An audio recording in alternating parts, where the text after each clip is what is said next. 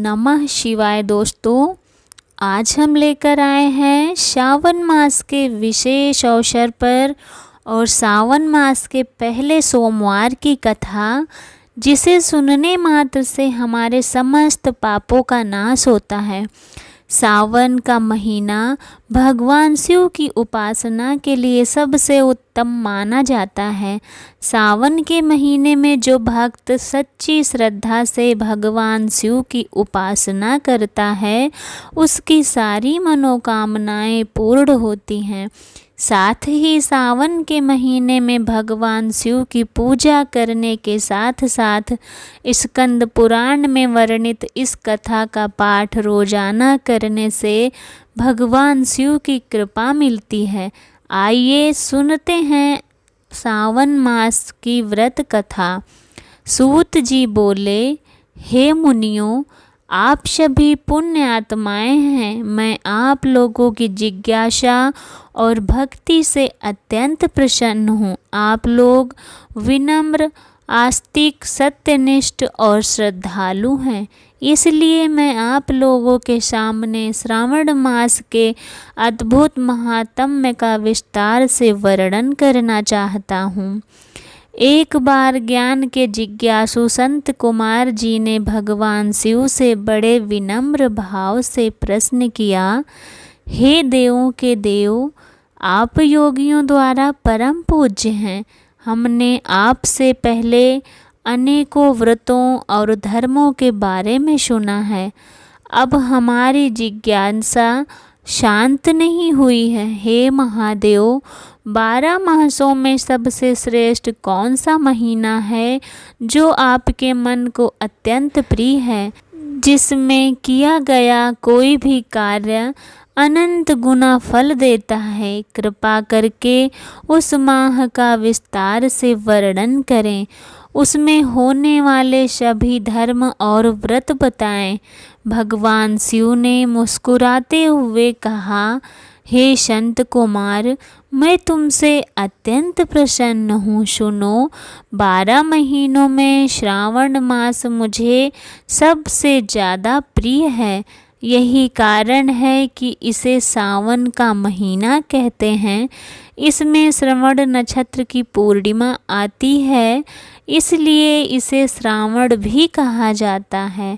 इसके पुण्य फल को कोई पूरा वर्णन नहीं कर सकता। ब्रह्मा ने इसके लिए 4 मुख दिए, इंद्र ने 1000 नेत्र पाए और शेषनाग ने सहस्त्र जिह्वाएं पाईं। फिर भी ये महात्म्य अपरिमित है। ये महीना सभी व्रतों का सार है। इसमें एक भी दिन ऐसा नहीं होता जब कोई व्रत ना हो। हर तिथि और हर दिन विशेष पुण्यकारी माने जाते हैं। श्रावण में व्रत करने वाला कोई भी व्यक्ति, चाहे वो ब्रह्मचारी हो, गृहस्थ हो, वानप्रस्थी या सन्यासी, सभी को इसका अद्भुत फल प्राप्त होता है। दुख, संकट, इच्छाएं और सभी समस्याएं इस महीने में शिव भक्त से दूर हो जाती हैं। संत कुमार ने फिर निवेदन किया, हे प्रभु, कृपा कर बताइए किस दिन कौन सा व्रत किया जाए जिसका फल हमें पूरा का पूरा मिले। किस तिथि पर किस देवताओं की पूजा करनी चाहिए, किस व्रत की क्या विधि है? आपके लिए यह मास इतना प्रिय क्यों है? कृपा कर मुझे सब विस्तार से बताएं। भगवान शिव ने कहा, हे संत कुमार, तुमने जो पूछा वो सब मैं बताता हूँ और सरल विधि से। फिर भी तुम्हारे श्रद्धा के कारण मैं सब बता रहा हूँ। इस मास में मेरे अनेक अवतार हुए। इस मास में समुद्र मंथन हुआ, हलाहल विष निकला, जिसे मैंने कंठ में धारण किया और नीलकंठ कहलाए। तभी से मेरी पूजा, मेरा जलाभिषेक का विशेष महत्व हो गया। सावन में प्रत्येक दिन शिवलिंग पर जल चढ़ाना, व्रत रखना और नियम पूर्वक पूजा करना महान पुण्यदायक होता है। इस मास में भगवान शिव योग निद्रा में जाते हैं और सृष्टि का संचालन मेरे हाथ में रहता है। इसलिए सावन के 4 महीने चतुर्मास कहे जाते हैं। जो भक्त पूरी श्रद्धा से इस माह में उपवास, रुद्राभिषेक और दान करते हैं उन्हें अक्षय फल मिलता है। इसी मास में पीपल के पेड़ को भी विशेष मान्यता है, क्योंकि त्रिदेव का निवास उसी में माना गया है। ब्रह्मा, विष्णु और स्वयं मैं तो उसी में वास करता हूँ। तो मैंने आप सबको श्रावण मास व्रत कथा का पहला अध्याय सुनाया है, और ये कैसा लगा कमेंट करके ज़रूर बताना। इसके आगे नेक्स्ट वीडियो में आपको दूसरा अध्याय मिलेगा। जो भक्त सावन मास के सोमवार का व्रत करते हैं उन्हें यह कथा ज़रूर सुननी चाहिए। सावन सोमवार की कथा के अनुसार अमरपुर नगर में एक धनी व्यापारी रहता था। दूर दूर तक उसका व्यापार फैला हुआ था। नगर में उस व्यापारी का सभी लोग मान सम्मान करते थे। इतना सब कुछ होने पर भी वह व्यापारी अंतर्मन से बहुत दुखी रहता, क्योंकि उस व्यापारी का कोई पुत्र नहीं था। दिन रात उसे एक ही चिंता सताती रहती, उसकी मृत्यु के बाद उसके इतने बड़े व्यापार और संपत्ति को कौन संभालेगा। पुत्र पाने की इच्छा से वह व्यापारी प्रति सोमवार भगवान शिव की पूजा व्रत किया करता। शाम काल को व्यापारी शिव मंदिर में जाकर भगवान शिव के सामने घी का दीपक जलाया करता। उस व्यापारी की भक्ति देखकर एक दिन पार्वती जी ने भगवान शिव से कहा, हे प्राणनाथ, यह व्यापारी आपका सच्चा भक्त है। कितने दिनों से यह सोमवार का व्रत और पूजा नियम पूर्वक करता है। भगवान, आप इस व्यापारी की मनोकामना क्यों पूरी नहीं करते? भगवान शिव ने मुस्कुराते हुए कहा, हे पार्वती, इस संसार में सबके कर्म के अनुसार फल की प्राप्ति होती है। प्राणी जैसा कर्म करते हैं उन्हें वैसे ही फल की प्राप्ति होती है। इसके बाद भी पार्वती नहीं मानी। उन्होंने आग्रह करते हुए कहा, नहीं प्राणनाथ, आपको इस व्यापारी की इच्छा पूरी करनी ही पड़ेगी। यह आपका अनन्य भक्त है। प्रति सोमवार आपका विधिवत व्रत रखता है और पूजा अर्चना के बाद आपको भोग लगाकर एक समय का भोजन ग्रहण करता है। आपको इससे पुत्र प्राप्ति का वरदान देना होगा। पार्वती का इतना आग्रह देखकर भगवान शिव ने कहा, तुम्हारे आग्रह पर मैं इस व्यापारी को पुत्र प्राप्ति का वरदान देता हूँ, लेकिन इनके पुत्र की आयु मात्र 16 वर्ष ही होगी, इससे अधिक जीवित नहीं रहेगा।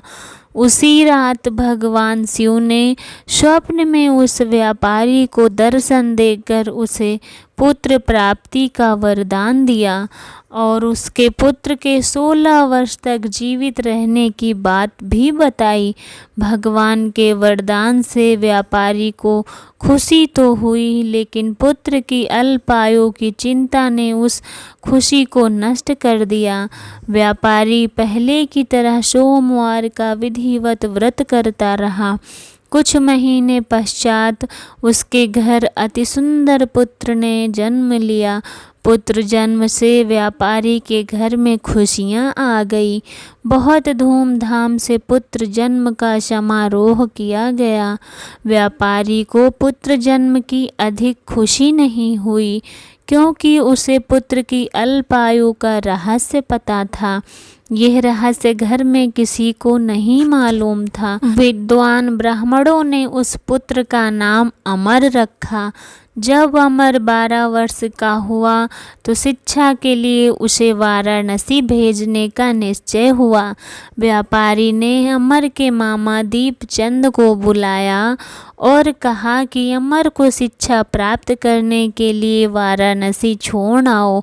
अमर अपने मामा के साथ शिक्षा प्राप्त करने के लिए चल दिया। रास्ते में जहाँ भी अमर और दीपचंद रात्रि विश्राम के लिए ठहरते वहीं यज्ञ करते और ब्राह्मणों को भोजन कराते। लंबी यात्रा के बाद अमर और दीपचंद एक नगर में पहुँचे। उस नगर के राजा की कन्या के विवाह की खुशी में पूरा नगर को सजाया गया। निश्चित समय पर बारात आ गई, लेकिन वर का पिता अपने बेटे के एक आंख से काने होने के डर से बहुत चिंतित था। उसे इस बात का भय सता रहा था कि राजा को इस बात का पता चलने पर वह कहीं विवाह से इनकार न कर दे। इसके बाद उसकी बदनामी होगी। वर के पिता ने अमर को देखा तो उसके मस्तिष्क में एक विचार आया। उसने सोचा, क्यों न इस लड़के को दूल्हा बनाकर राजकुमारी से विवाह करवा दूं। विवाह के बाद इसको धन देकर विदा कर दूंगा और राजकुमारी को अपने नगर में ले आऊंगा। वर के पिता ने इसी संबंध में अमर और दीपचंद से बात की। दीपचंद ने धन मिलने के लालच में वर के पिता की बात स्वीकार ली। अमर को दूल्हे के वस्त्र पहनाकर राजकुमारी चंद्रिका से विवाह करा दिया गया। राजा ने बहुत सारा धन देकर राजकुमारी को विदा किया। अमर जब लौट रहा था तो सच नहीं छिपा सका और उसने राजकुमारी की ओढ़नी पर लिख दिया, राजकुमारी चंद्रिका, तुम्हारा विवाह तो मेरे साथ हुआ था। मैं वाराणसी में शिक्षा प्राप्त करने जा रहा हूँ। अब तुम्हें जिस युवक की पत्नी बनना पड़ेगा वह कान्हा है। जब राजकुमारी ने अपनी ओढ़नी पर लिखा हुआ पढ़ा तो उसके काने लड़के के साथ जाने से इनकार कर दिया। राजा ने सब बातें जानबूझकर राजकुमारी को महल में रहने दिया। उधर अमर अपने मामा दीपचंद के साथ वाराणसी पहुंच गया। अमर ने गुरुकुल में पढ़ना शुरू कर दिया। जब अमर की आयु 16 वर्ष पूरी हुई तो उसने एक यज्ञ किया। यज्ञ की समाप्ति पर ब्राह्मणों को भोजन कराया, खूब अन्न वस्त्र दान किए और रात को अमर अपने शयन कक्ष में सो गया। शिव के वरदान के अनुसार शयना अवस्था में ही अमर के प्राण चले गए। सूर्योदय पर मामा अमर को मृत देखकर रोने पीटने लगा। आसपास के लोग भी एकत्र होकर दुख प्रकट करने लगे। मामा के रोने विलाप करने के स्वर समीप से गुजरते हुए भगवान शिव और माता पार्वती ने भी सुने। पार्वती जी ने कहा अपने प्राणनाथ से, मुझे इसके रोने के स्वर सहन नहीं हो रहे, आप इस व्यक्ति के कष्ट को दूर कर दें। भगवान शिव ने माता पार्वती के साथ अदृश्य रूप में समीप जाकर अमर को देखा तो पार्वती जी से बोले, पार्वती, यह तो उसी व्यापारी का पुत्र है। मैंने इसे 16 वर्ष की आयु का वरदान दिया, इसकी आयु तो पूरी हो गई। पार्वती जी ने फिर भगवान शिव से निवेदन किया, हे प्राणनाथ, आप इस लड़के को जीवित करें, नहीं तो इसके माता पिता पुत्र की मृत्यु के कारण रो रो कर अपने प्राणों का त्याग कर देंगे। इस लड़के का पिता तो आपका परम भक्त है, वर्षों से सोमवार का व्रत करते हुए आपको भोग लगाकर ही खाता है।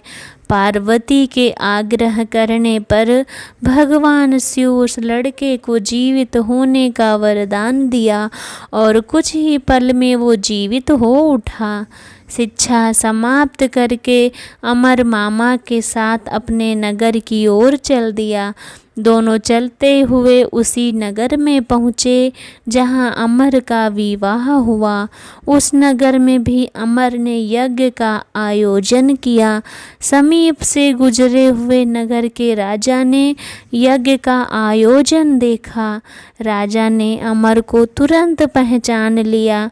यज्ञ समाप्त होने पर अमर और उसके मामा को महल में लाया गया। कुछ दिन उन्हें महल में रखकर बहुत सा धन वस्त्र देकर राजकुमारी के साथ विदा किया गया। रास्ते में सुरक्षा के लिए राजा ने बहुत सारे सैनिकों को साथ भेजा। दीपचंद ने नगर में पहुंचते ही एक दूत को घर भेजकर अपने आगमन की सूचना भेजी। अपने बेटे अमर के जीवित वापस लौटने की सूचना से व्यापारी बहुत प्रसन्न हुआ। व्यापारी ने अपनी पत्नी के साथ स्वयं को कमरे में बंद कर रखा था। भूखे प्यासे रहकर व्यापारी और उसकी पत्नी बेटे की प्रतीक्षा कर रहे थे। उन्होंने प्रतिज्ञा कर रखी थी यदि उन्हें अपने बेटी की मृत्यु का समाचार मिला तो वो दोनों प्राण त्याग देंगे।